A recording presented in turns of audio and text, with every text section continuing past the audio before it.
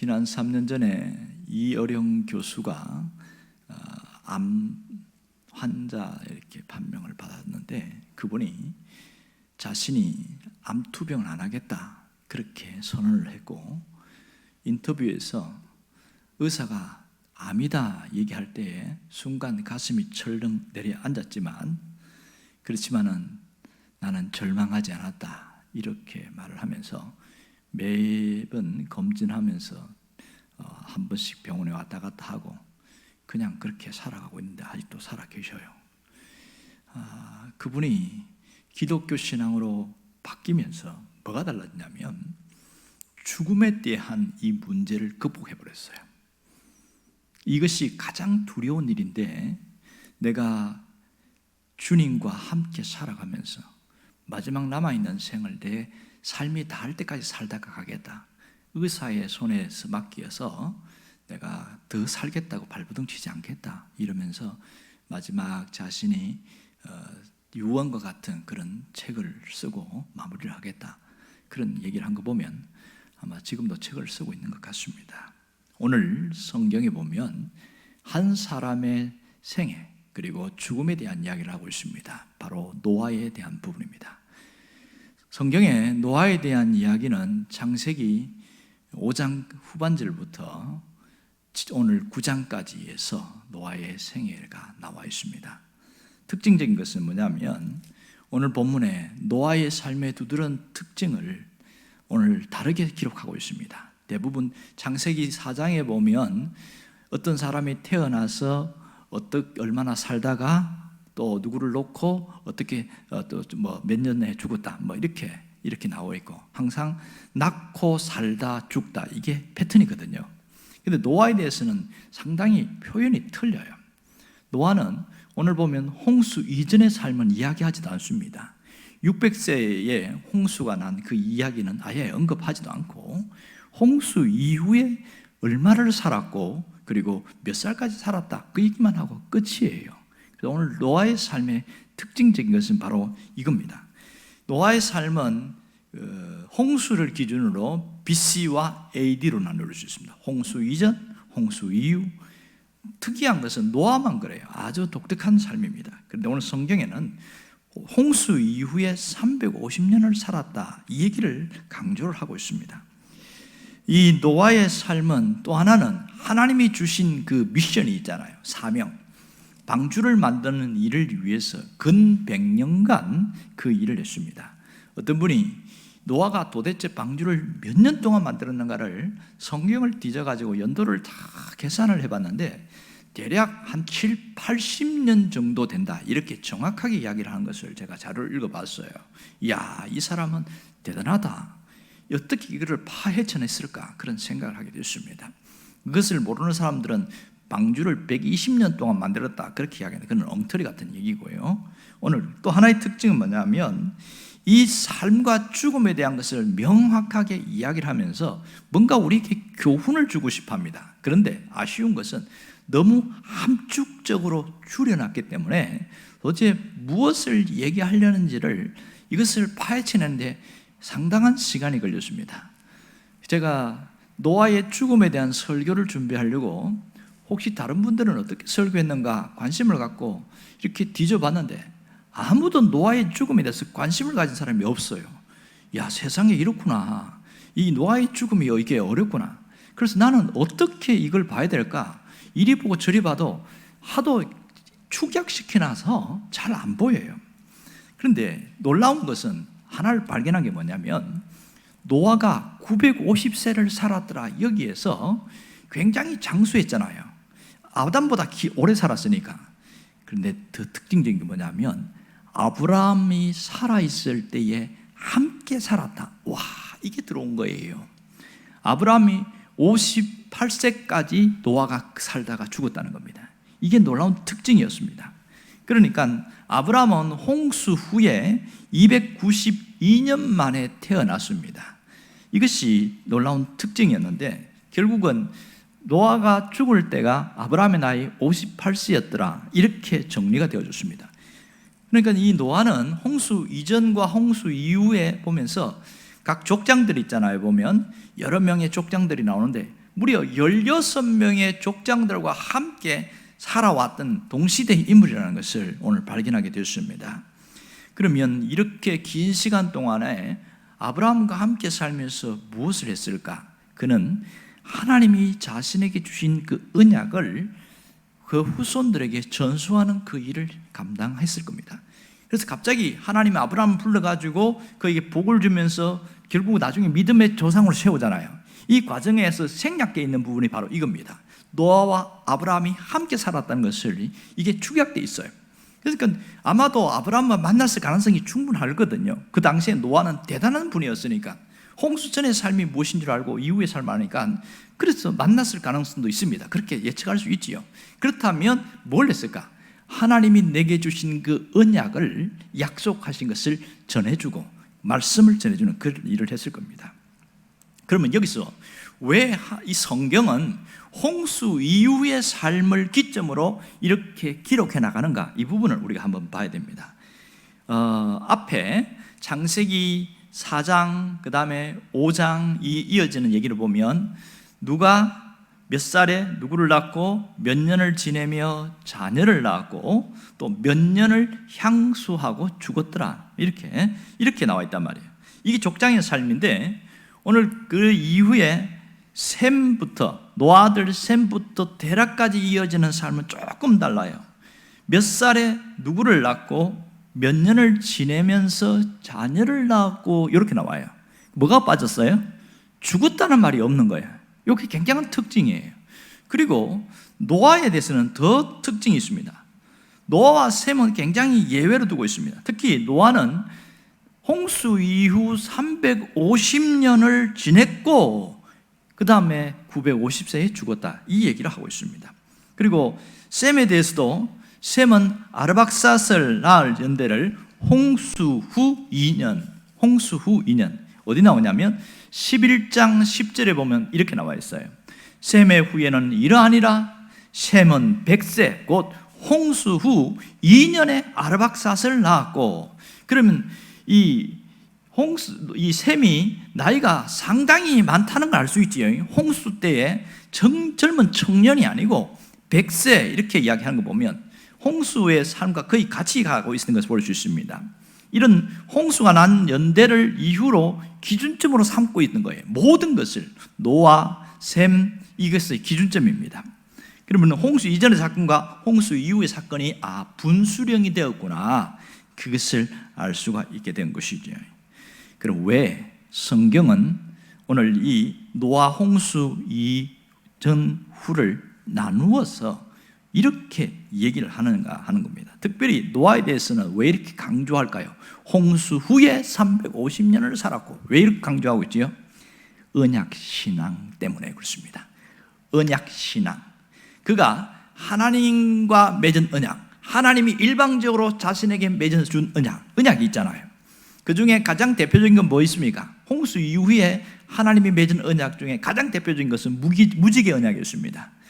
먼저 생육하고 번성하고 땅에 충만하라는 그런 지상 명령을 주셨지만 홍수 때문에 두려워하지 않기를 위해서 하나님 맺은 언약이 무지개 언약이었습니다. 일방적 언약이었죠. 그 언약 속에서는 하나님이 누구신지, 하나님의 존재와 하나님과의 관계성, 이런 부분이 그 속에 다 포함되어 있습니다. 이것을 셈과 그 다음 자손들에게 계속해서 이 노아가 그 얘기를 했을 가능성이 굉장히 많습니다. 결국 분명해진 것은 홍수 이전의 삶과 홍수 이후의 삶을 뚜렷하게 나눠줍니다. 여기서 우리가 개인 신앙, 개인 삶을 봐도 그래요. 내가 예수 믿기 전의 삶과 예수 믿기 이후의 삶으로 구분되어집니다. 한 개인의 역사만 봐도 예수 믿기 이전의 삶이 그 기간이 얼마나 짧든지 길든지 상관없이 그것이 구분되어집니다. 정확하게는 내가 신앙 고백을 한 그때부터라고 보는 게 더 정확할 수 있겠지요. 그 이후의 삶, 이게 정리되어지는데 어떻게 살았는가, 어떻게 살아왔는가, 이게 굉장히 중요한 거죠. 자, 여러분, 노아가 홍수 이후에 그 마지막 긴 생애를 어떻게 살았을까? 오늘 이 9장에서는 딱 한 번 실수한 이야기, 그것만 언급되어 있고 나머지는 이야기하지 않잖아요. 많은 성경학자들이 뭘 이야기하냐면 자신이 경험했던 그 홍수 이전의 삶의 사람들의 모습, 그리고 홍수가 왜 일어났는지, 홍수 이후에 어떻게 살아야 되는지, 이 하나님의 심판이 왜 있었는지 이 부분을 간증하듯이 끊임없이 이야기하면서 살았을 겁니다. 이게 노아 언약의 핵심이에요. 홍수 이전의 삶이 인간이 멸망하게 된 이유를 이야기하고, 너희들은 다시는 이런 삶을 살지 말아라, 끊임없이 그렇게 얘기했을 겁니다. 하지만 인간의 부패성은 참 이게 얼마나 안타까운지 결국 11장에 오면 바벨탑 사건이 나타납니다. 이때에 바벨탑 사건을 주도한 자들은 아마도 보면 함의 자손일 가능성이 굉장히 많습니다. 어떤 자료들을 제가 뒤져보니까 함의 자손 중에서 그 가나안 족속들, 그 다음에 가나안 옆에 있는 여러 사람들, 그 사람들 중심이 되어서 바벨탑도 짓고 뭐 이렇게 하는데, 안타까운 것은 셈의 후손들도 거기 함께 동참하기 시작한 것, 이것이 극적인 타락이었습니다. 언어의 혼잡과 언어가 분리된 이것은 바로 인간의 그런 강한 교만 때문에 나타난 결과다. 노아가 원하는 대로 살지 않았다는 것이 인생의 가장 비극적이고 안타까운 삶이었습니다. 자, 여기서 하나님이 우리에게 주시는 신앙적인 메시지가 있어요. 노아의 삶과 노아의 죽음을 통해서 뭘 얘기하고 있습니까? 바로 이거 보면 노아에게는 뭘 줬어요? 장수의 복을 주심으로써 하나님이 언약이 끊어지지 않고 세대를 이어서 계속 이어지도록 하나님이 그런 기회를 줬잖아요. 그것이 아마도 가능하다면 아브라함에까지 연결됐을 가능성이 많습니다. 그럼 오늘 우리도 마찬가지겠죠. 내가 믿는 신앙, 내가 믿는 그 하나님, 이것이 나에 대해서 끊어지지 않고 후손들에게 이어지기를 원하는 것이 하나님의 마음일 겁니다. 나만 잘 믿다가는 그것은 상당히 이타적 이기주의라고 그렇게 말하죠. 정말 중요한 것은 가장 가까이 있는 분들이, 이 후손들이 그것을 이어갈 수 있으면 여기서 얼마나 좋을까, 이런 생각을 합니다. 또 하나는 우리가 이 노아가 살아왔던 그 믿음의 삶을 본받고 살아가려고 하는 것이 대단히 중요합니다. 오늘 성경이 노아의 실수를 보여주는 이유는 이 사람도 완벽한 사람은 아니었다, 그걸 보여주고 있거든요. 그게 상당한 위로가 됩니다. 그러나 노아가 잘한 건 뭐예요? 그는 끝까지 믿음으로 살아왔고 믿음의 삶이었다는 겁니다. 그걸 뭘로 알 수 있어요? 믿음의 삶의 증거는 방주 짓는 일이었습니다. 이게 예산 일이 아니지요. 보통 일도 아니고 이 어마어마한 일을 하는데, 믿음의 삶의 정점에는 뭐가 있습니까? 하나님이 시킨 것을 그대로 따르는 것, 이것이 믿음의 삶의 정점에 있습니다. 그리고 우리가 어떤 삶을 살기를 원하냐? 노아와 같이 아름다운 삶을 마무리하기를 원한다는 것이지요. 이게 우리가 노아를 통해서 깨달아야 될 신앙적 교훈입니다. 내 신앙이 다음 세대로 이어지고 또 끝까지 믿음으로 살아가고 아름다운 마무리를 하는 것, 그것이 우리의 목표가 되기를 원합니다. 지금 우리가 살아가는 현실 속에서 이 노아의 삶과 죽음을 보면서 무슨 생각이 듭니까? 대부분 많은 사람들이 이 현실을 보면서 자신의 삶을 돌아보면서 후회를 많이 해요. 이것은 본능적인 것 같아요. 후회를 안 하고 살아가는 사람들이 이상한 거죠. 정상적인 거죠. 문제는 후회하는 삶에 빠져 있는 사람이 굉장히 문제입니다. 후회하는 삶에 빠져 있어요. 그러면 뭐가 없습니까? 미래가 없고 내일이 없어요. 항상 그렇게 하지 말았어야 되는데 그것이 멈추어진 그런 일들이 굉장히 많습니다. 이런 우리가 과거의 사건이나 사고나 아픔이나 그런 좀 수치스러운 일이나 이런 일들이 없으면 좋으련만 살다 보면 내 생각대로 되지 않는 경우가 굉장히 많습니다. 그래서 많이 후회하고 또 후회하고 그렇게 살아갑니다. 그러나 믿음의 삶이 뭐냐는 것을 잘 알아야 됩니다.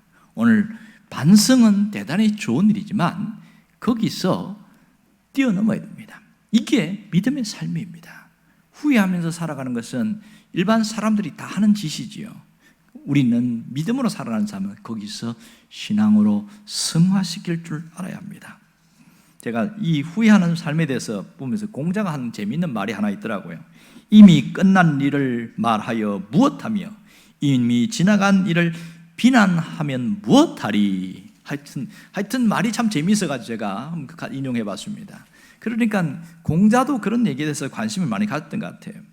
자, 정말 중요한 것은 뭡니까? 노아처럼 살다가 노아처럼 죽는 거예요.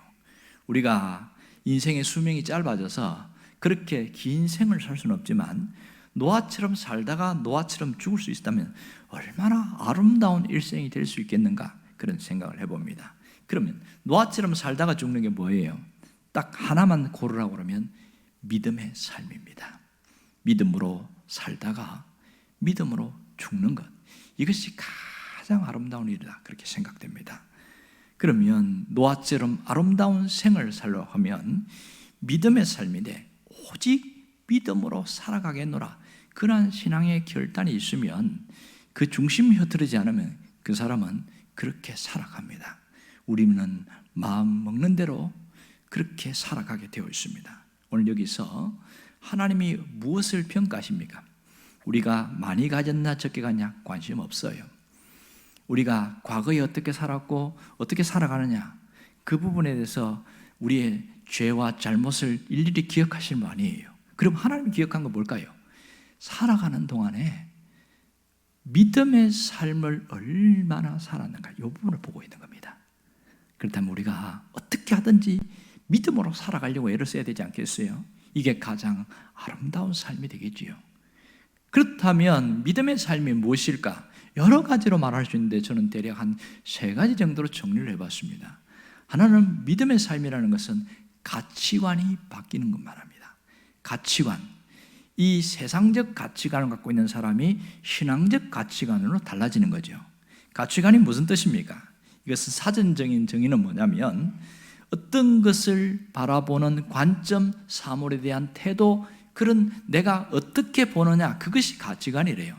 사람을 볼 때 삐딱하게 보는 사람이 있지요. 그 말을 항상 삐딱하게 합니다. 저 사람 보면서 흠잡을 걸 얘기합니다. 그 사람이 갖고 있는 가치관 때문입니다. 어떤 일이 생기면 에이, 내가 그럴 줄 알았어요. 내 인생은 참 맨날 재수 없다니까. 뭐예요? 그 사람이 갖고 있는 가치관 때문에 말이 툭툭 튀어나오는 거예요. 그가 어떤 가치관을 갖고 있느냐에 따라서 말이 나오게 되어 있습니다. 그러니까 그 사람이 하는 말을 보면 아, 저 사람은 저런 가치관을 살고 있구나, 이걸 알 수 있습니다. 우리가 예수 믿기 전에는 어떻게 살아왔는지 상관없어요. 문제는 예수를 믿고 난 이후에 바뀌어야 되는 게 있는데 그게 가치관입니다. 가치관을 좀 더 쉽게 얘기하면 생각이에요. 생각이 확 뒤집어지고 바뀌어야 됩니다. 무엇으로? 믿음의 생각으로 바뀌어야 되는 거죠. 세상적인 생각에서 믿음으로 생각으로 싹 바뀌어야 됩니다. 부정적인 생각과 그런 악한 생각은 어때요? 이거는 믿음의 생각 아니잖아요. 맞죠? 이게 뒤집어져야 됩니다. 하루아침에 안 바뀌어요. 무엇을 통해서? 끊임없이 생각을 돌이키고 연습하고 훈련할 때 달라지게 되어집니다. 말씀을 들으면서 아, 내가 그렇게 하면 안 되지, 정신 차려야 되겠지, 그렇게 하면서 마음먹고 기도까지 했어요. 또 그걸 자꾸 이어가려고 하는 거예요. 사람은 연약해서 내가 갖고 있는 의지가 약하면 얼마 하다가 작심삼일로 주저앉을 때가 있어요. 어떤 분이 작심삼일을 긍정적으로 평가한 사람이 있습니다. 작심삼일을 180번만 하면 된다, 뭐 이러면서 1년을 다 지낸다는 거예요. 매일 작심삼일하고 또 다음 또 작심삼일하고 이어가면 된다는 거예요. 이야, 이 사람 생각이 참 좋다, 그런 생각을 했습니다.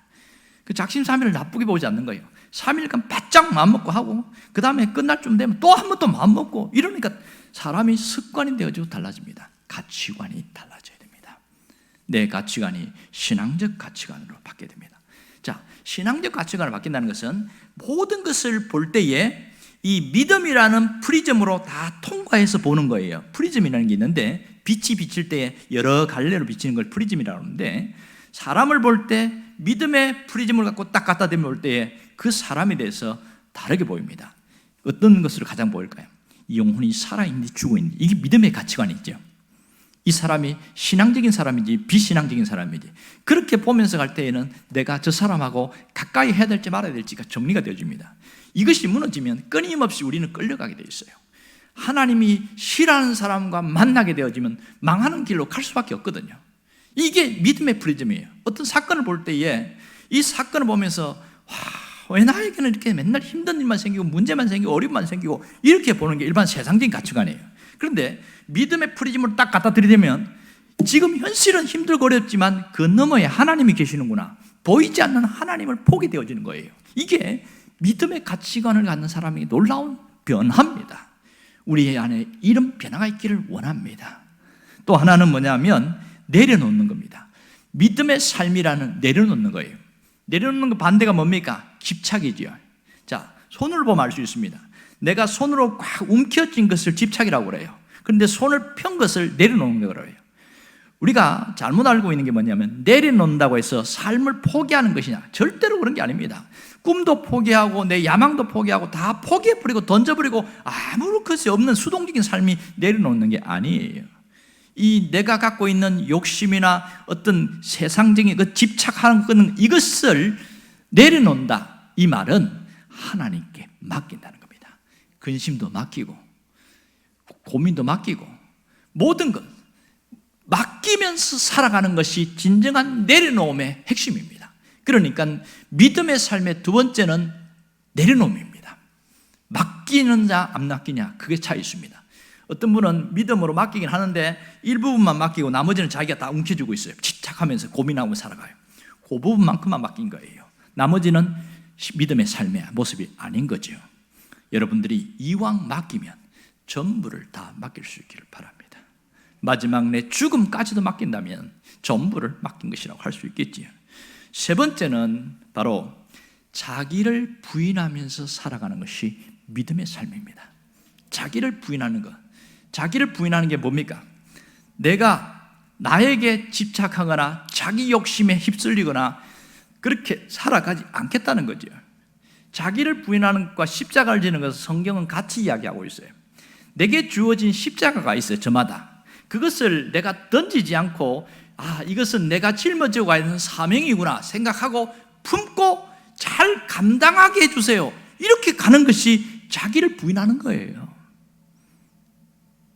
자신과 싸울 수 있고 자기 욕심과 싸우고 이 신앙과 반대로 가려고 하는 내 마음과 싸워 나가는 게 자기를 부인하는 삶입니다. 이렇게 살아가는 것이 믿음의 삶입니다. 그렇다면 노아처럼 믿음의 삶을 사는 사람은 이제는 무엇이 필요할까요? 아름다운 삶을 살다가 가는 그 마무리, 아름다운 마무리가 필요합니다. 아름다운 마무리를 요즘 사람의 표현하면 well dying 이렇게 말합니다. 웰빙과 반대되는 모습이 well dying입니다. 웰빙은 뭡니까? 잘 살자는 거잖아요. well dying은 잘 살다가 잘 죽자 그런 뜻이거든요. 그러면 신앙인이 갖고 있는 well dying은 뭐냐고요? 아름다운 삶이 뭡니까? 세상 사람과 다른 것은 뭐냐면 주 안에서 사는 것이 웰빙이고 주 안에서 죽는 것이 well dying입니다. 우리는 사나 죽으나 주의 것이라고 고백하기 때문에 주 안에서 살다가 주 안에서 죽어야 됩니다. 그래서 요한계시록 14장에 보면 주 안에서 죽는 자들을 귀하게 여기고 시편 116편을 보면 주 안에서 죽는 성도의 죽음은 귀중히 보신다 이렇게 이야기하고 있습니다. 주 안에서 있는 것이 얼마나 중요한 게 모릅니다. 결국은 정리를 해보면 믿음의 삶을 살다가 마지막 아름다운 마무리를 하는 걸 보면 처음부터 주 안에서 있었고 주님과 함께 살다가 주님과 함께 죽는 거죠. 이걸 뭐라고 해요? 동행이라고 그러잖아요. 창세기 6장에 보면 노아는 하나님과 동행하였으며 나오잖아요. 누가? 노아가 그렇게 살았습니다. 우리도 노아처럼 산다는 것은 주님과 동행하다가 살다가 주님과 함께 영원히 하늘나라로 가는 겁니다. 이렇게 주 안에서 잘 살다가 잘 죽는 사람이 하나님 주신 보상이 있습니다. 그게 무엇입니까? 하나님이 주신 보상은 상급이에요. 아름다운 상급입니다. 성경에는 표현할 글자가 없어서 멸류관을 표현해놨어요. 멸류관. 너무 좋은 것은 표현을 잘 못한다는 겁니다. 스풀전 목사님 주석에 보니까 왜 하늘나라에 있는 그 좋은 것을 왜 자세하게 기록 안 해놨을까? 그게 답을 내놨는데 뭐라고 그러냐면 너무 진귀하고 좋은 것은 이 땅에 있는 언어로 표현하기에는 한계가 있더라. 그렇게 이야기를 하는 거예요. 그래서 다 표현을 못한다. 그래서 뭐 황금, 우리가 말하는 황금, 가장 좋은 것 황금으로 표현하고 진짜 천국에 황금이 있다고 믿는 사람은 없겠지요. 그거보다 훨씬 좋은데 이 세상에서 가장 값진 것이 황금이니까 황금으로 표현한 거예요. 가장 아름다운 수정 같은 맑은 유리바다 이야기하는 것은 우리의 언어로 표현할 수 있는 최고의 표현이라는 겁니다. 실제 천국은 그보다 훨씬 좋답니다. 이만큼 아름다운데 이 마지막에 있는 성도들이, 주 안에서 살다가 죽은 성도들이 받는 것이 면류관입니다. 우리가 표현할 수 있는 면류관 뭡니까? 왕이 쓰는 그 왕관이지요. 그것이 가장 값진 거고 최고인 거라고 생각하는데 그게 우리 인간의 언어라는 겁니다. 그래서 면류관이다 이렇게 말합니다. 그런데 정말 하나님이 주신 것은 굉장히 좋은 것이다 이렇게 이야기하고 있습니다. 오늘 우리가 정말 잘 살 수 있기를 바랍니다. 또 주 안에서 잘 살다가 갈 수 있기를 바랍니다. 이것이 노아를 통해서 우리에게 주시는 하나님의 메시지입니다. 여러분의 삶이 이렇게 새롭게 되기를 주의 이름으로 축원합니다. 기도하겠습니다.